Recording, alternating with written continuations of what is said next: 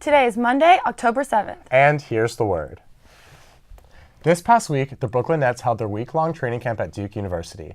Nets general manager Billy King said they chose Duke for its first-class basketball training facilities and optimum training environment. In addition, brothers Mason and Marshall Plumlee were reunited. This past week, students led a protest asking President Broadhead for increased endowment transparency to be passed at the Board of Trustees meeting this week. Duke Open, the group leading the movement, has tried several times to pass endowment transparency, but have run into several hindrances over the past year. In a final attempt, Duke Open conducted several visual protests this week by covering the statue of Washington Duke and setting up a barricade in front of the Allen Building.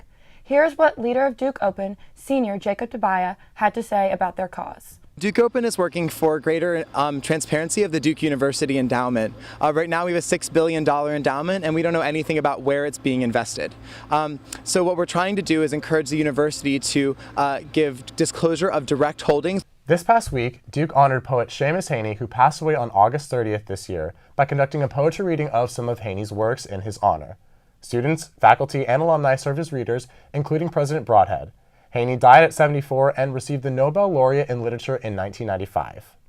Last Friday was Founders Day, when Duke honors students, faculty, and alumni for their contributions to the university. At Founders Day convocation, President Broadhead gave out several awards to faculty and alumni who have shown special dedication to the ongoing work of Duke University. The Alumni Distinguished Undergraduate Teaching Award went to Mohammed Noor. The Distinguished Alumni Award went to Blake Byrne, and the University Medal went to Gerald Lee Wilson and Daniel Blue. Congratulations and thank you for all your tremendous work.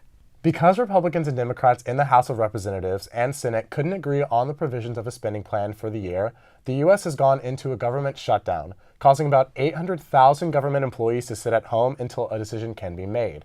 Republicans and Democrats' inability to agree on spending for Obamacare essentially caused the indecision.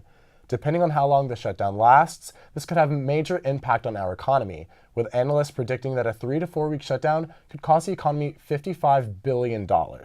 Here's what some students had to say about the shutdown. The sectors of the government that are shutting down are the ones with the least amount of funding in terms of what the government spends money on. And so if the problem is money, then they're shutting down the wrong areas. I think the government shutdown has caused a lot of division to surface between the two parties in our government, and especially among the students here at Duke University, and it's caused a lot of stimulating debate. I think it's kind of ridiculous that the government is forced to not pay hundreds of thousands of workers just because they can't agree on a single bill. Finally, this week marks the closing of the year-long commemoration celebration of the 50th anniversary of undergraduate desegregation. We wanted to thank all of the amazing leaders who helped pilot this movement and all the students, faculty, and alumni who helped this celebration. We are beholden to your incredible strides in racial inequality. And that's all we have for this week. Be sure to check back on DukeStudentBroadcasting.com for the latest Duke news. And see you next week.